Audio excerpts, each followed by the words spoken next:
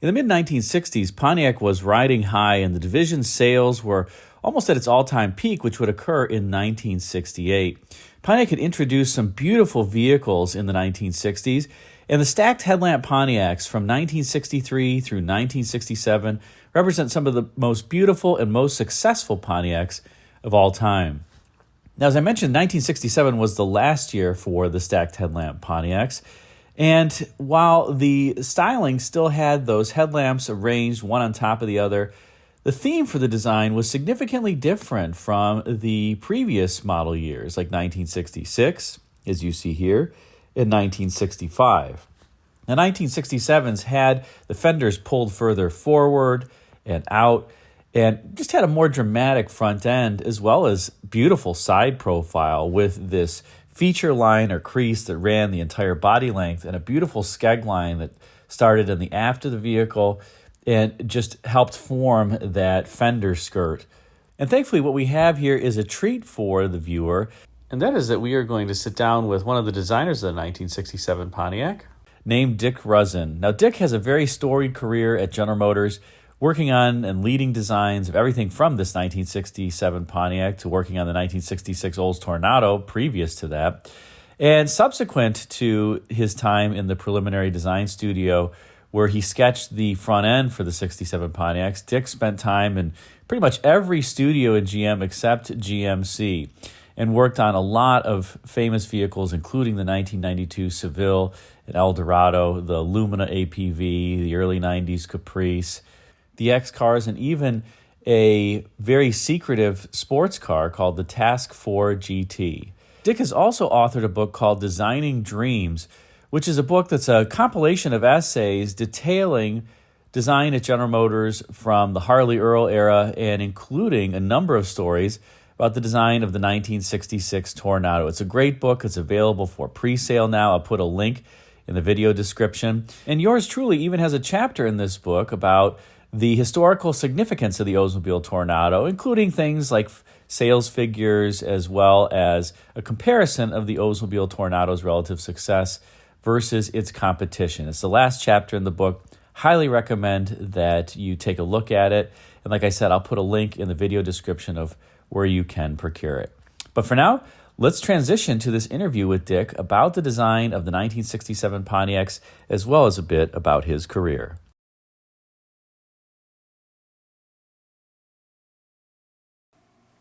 Well, great. Well, welcome back to Rare Classic Cars. Here we are in the home of Dick Ruzzin, GM designer for a number of years, and you really worked in almost every studio aside from GMC, including Opel. We thought it would be great to bring Dick back and just talk a little bit about some other vehicles because you've worked on so many over the course of your career, one of which we'll talk about in a minute here, this 1967 Pontiac front end that you drew, and this is actually the original artwork right here that's on the wall. Yep. But over the course of your career, everything from the 66 Tornado to that, to the X-Car program and the Task program, to working at Opel, also working on the early 90s Chevrolet Caprice and the Lumina APV, the 1992 Cadillac Seville and Eldorado. Right. Quite the career. It's kind of hard to pick which vehicle to interview you about. Well, you know, I never thought of it. I never thought of myself as special because I was really focused on the job. I loved the job. I wanted to do the job. I thought if I could get a chance, I would do well. And I really focused on that. I didn't care about political things or what other people were doing. But when I look back now and I see all the things that I was involved with because management put me there, it was pretty much a step-by-step process. We'll talk a little bit now about one of the vehicles, like I said, that's behind us here that you worked on in your career. And just for the viewer, Dick started working at GM actually in the Fisher Body division, then quit and hired into GM Design in an orientation studio for a few months, Right. then went to Oldmobile Studios for 2.5 years, and then Preliminary Design, which was more of an advanced studio, shall we say, where you principally did scale models, and that was with Bernie Smith, who was leading that. Right. And that's where this came into play. Right. So maybe just for the viewer to acclimate them, the mid '60s, even I would say the early '60s Pontiacs are some of the most beautiful Pontiacs ever done. They were coming. I They mean, were coming. Yeah. the '63 Grand Prix with kind of the first of the stacked headlamp Pontiacs in '63, and that theme continued actually all the way through '67 was the last year of the stacked headlight Pontiacs before they went to the horizontal orientation again. That's right. Yeah. And so the Pontiac Studio was really doing those vehicles by and large. What was the preliminary design studio doing with a design brief on the '67 Pontiac? Well, the Pontiac Studio at that time was known to have probably the strongest staff in the building. And if you look at pre-'67, they had continuously, one year after the other, done sensational work. And the chief designer was Jack Humbert. And Jack, a great guy, interestingly enough, he was half Indian, half American Indian. And here he is, chief designer of Pontiac. Jack had come from, they put Jack into the exterior studio. I don't know if as an assistant or as a chief, but he'd come from interiors. Consequently, Jack had a different realization of or development process than the exterior guys. And when a typical exterior designer would be done, Jack was just doing the details. And consequently, those Pontiacs, they were so wonderful and so well done, and they were detailed beyond the other GM products, and that was because of Jack. So the Pontiac Studio had a great group of people. They had real stars, but for some reason, they kind of ran out of gas on the '67. And Bill Mitchell talked to Bernie and asked Bernie if, have you guys do a front end on a Pontiac. To help out, kind of, the studio. Now, Pontiac was still doing a front end. Ours was going to be a challenge. And so there was only myself, another designer, Charlie Grafe, and maybe one more. And so Bernie said, we don't have a lot of time. It's like December, first week in December. Christmas and New Year's are coming. And there was a big meeting, January 1st, the end of the first week of January. Pontiac was coming, and that was the meeting where they were going to decide. So we didn't have a lot of time with a Christmas break in between. Several weeks, really, basically. Yeah, 3 or 4 weeks, but Christmas was in there, and New Year's was in there. Anyway, so we sketched for about 2 years, and Bernie would sketch, although Bernie had a great way. Bernie sketched, but he didn't compete with us. With his sketches, he set a direction. He wasn't competing. And so after, I think, the end of the second day, he said, okay, guys, put all your stuff on the board. So we put all our stuff up, and he walked. We talked about things. He looked at everything. So he said, okay, he said, Dick, he said, take these two. I had 2 sketches. He said, take these 2 and put them together and make one. So I did. I put that together, and it became that. So he said, let's do this. Now, it was going to be one shot, right? We couldn't do 3 or 4 of them, show them to Bill Mitchell. That's not what Mitchell wanted. He wanted Bernie to do a front end. And because he obviously really trusted Bernie and admired his capability, okay? Otherwise, he never would have gotten that assignment. So Bernie said, let's do this. So I remember I laid it out full size on engineering drawing board, plan view, side view, front view, and the studio engineer, his name was John Tuckfield, he said, this really saves us a lot of time. I didn't know the what fact that you meant. had laid it out, I guess? Yeah. Interesting. But that's something I could do. And the reason I did it was I wanted to make sure that my sketch ended up 3-dimensionally. So that was another control that I had by doing that engineering drawing. And at that time we were working with tape. I laid it out with 1/8 inch tape. And so now from that drawing, the engineers would draw templates. As the designer, they'd say, Here's the front end profile. How does that look to you? Yeah, okay, do this, do that, okay. Make the templates, and then they start blocking in the clay model. Meantime, the clay model's getting ready. Could take a few days to get that ready. So the clay model's ready. They send down the templates down to the shop by afternoon, and the next morning they're all there ready for the modelers to start, sculptors to start. And so then Bernie says, we're going to be off some days for Christmas and New Year, so I'd like you to do a big drawing that we can put on an easel, buy the model. Now, at this point in time, any design is very vulnerable. You have a nice sketch or drawing or direction, and now the clay model is going to be starting to develop. And it doesn't happen instantly. It's going to take 2-3 weeks. So people come in and out. Bill Mitchell comes in and out. Jack Humbert would come in and out. At the end, you're going to have Pontiac division.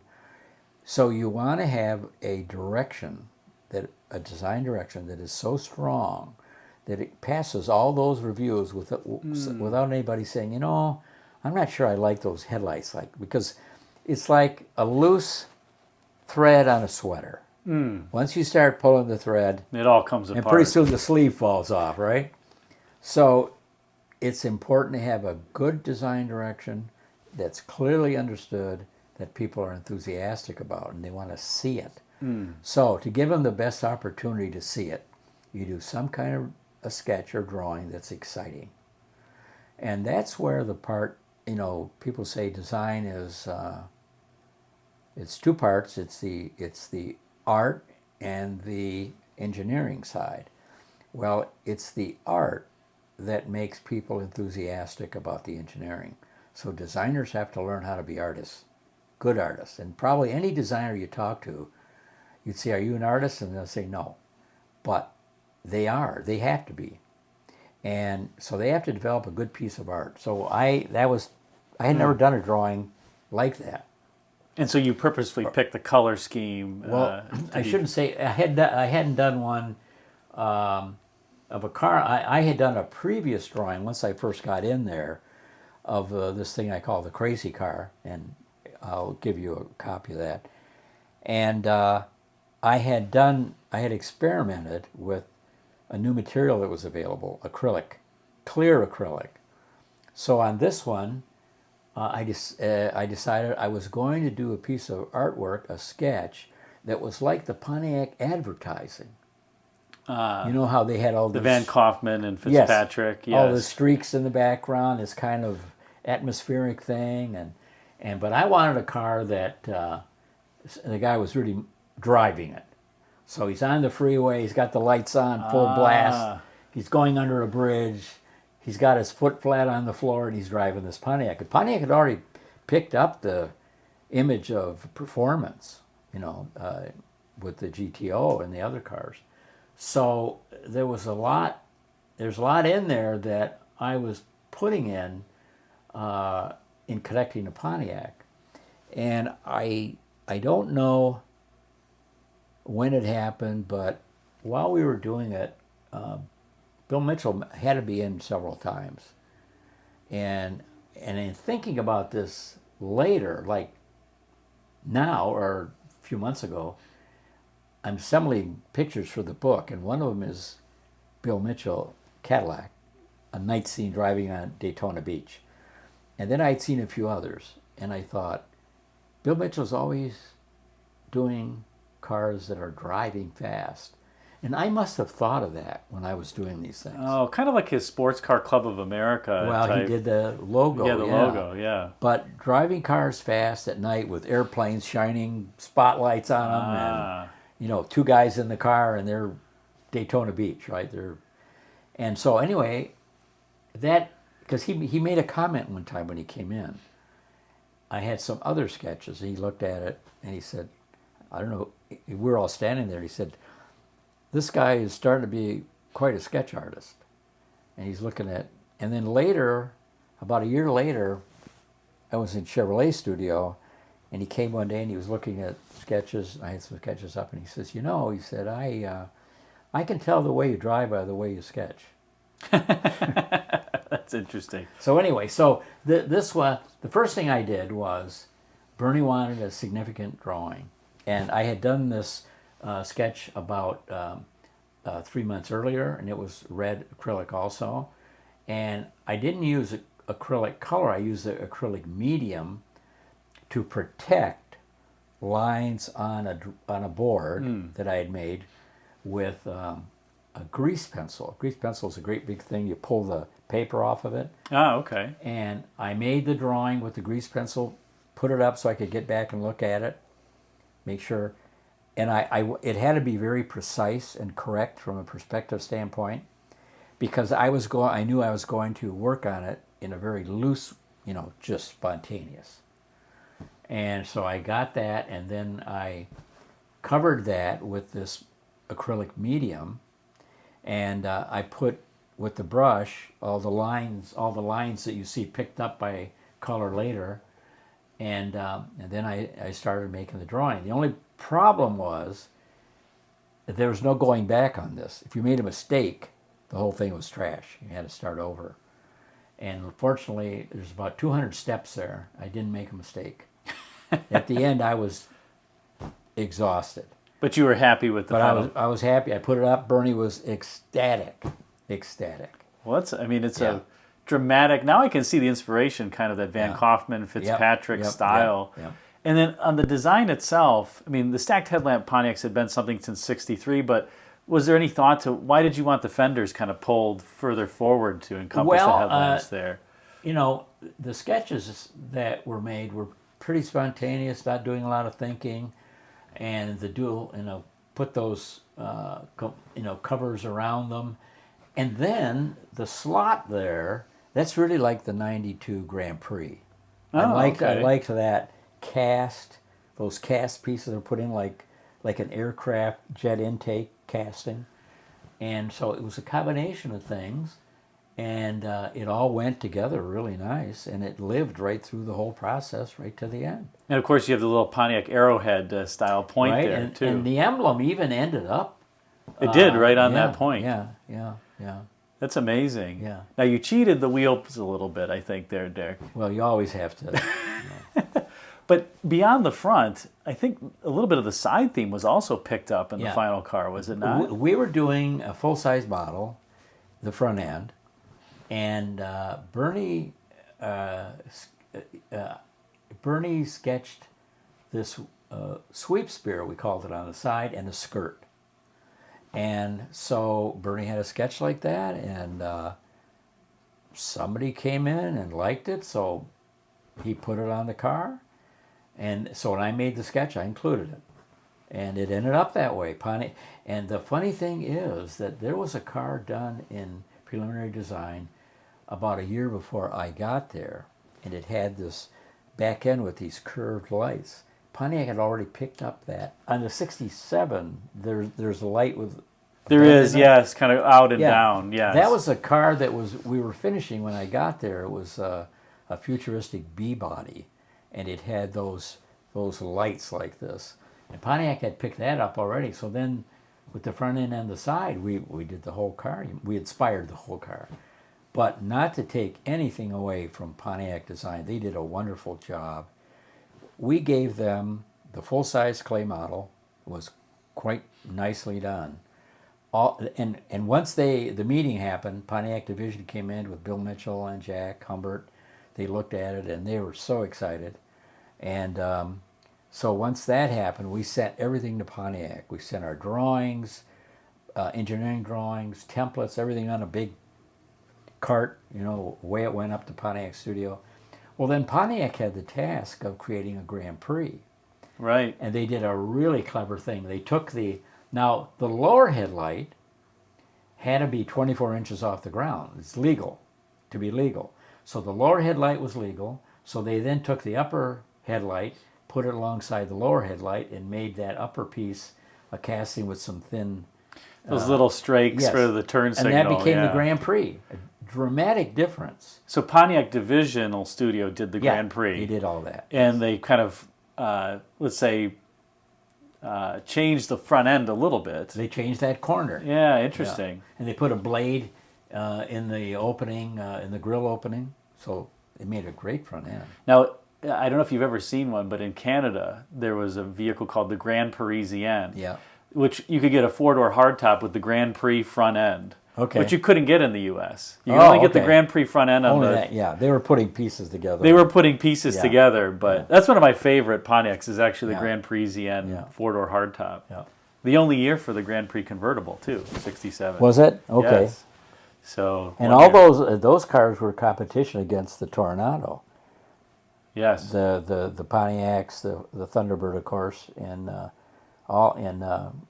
Oldmobile had their own competition with the 442, the Starfire.